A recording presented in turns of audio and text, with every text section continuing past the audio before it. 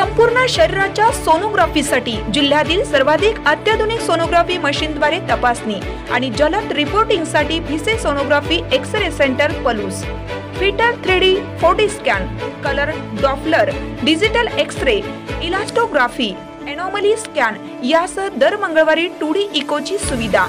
Bhise sonography व X-ray centre Palus, Marathe Shriraj hospital जवळ, Kanyashala road Palus. संपर्क 74 47 39 90 90 आणि 89 83 84 70 04।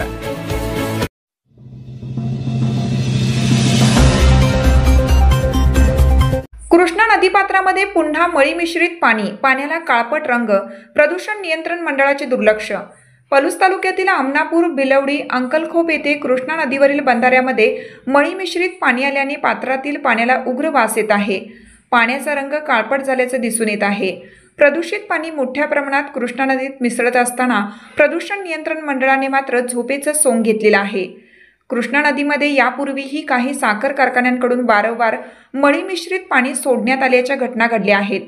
मात्र प्रदूषण नियंत्रण मंडळाकडून कठोर कारवाई होत नसल्याने आता पुन्हा राजरोसपणे नदीमध्ये मळी मिश्रित पाणी सोडून दिल्याचा धक्कादायक प्रकार समोर आला आहे।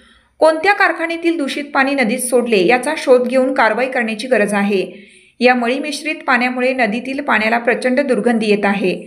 यामुळे जलचरांचे जीवन धोक्यात आले असून नागरी आरोग्यावरही परिणाम होण्याची भीती आहे।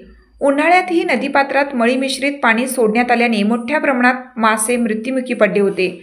आता नदीला पाणी आल्याने कारखानदारांनी नदीपात्रात मळी मिश्रित पाणी सोडलं आहे। यामुळे मासे मृत्युमुखी पडण्याचा धोका वाढला आहे। यावर प्रदूषण नियंत्रण मंडळाने कारवाई करावी अशी मागणी होत आहे।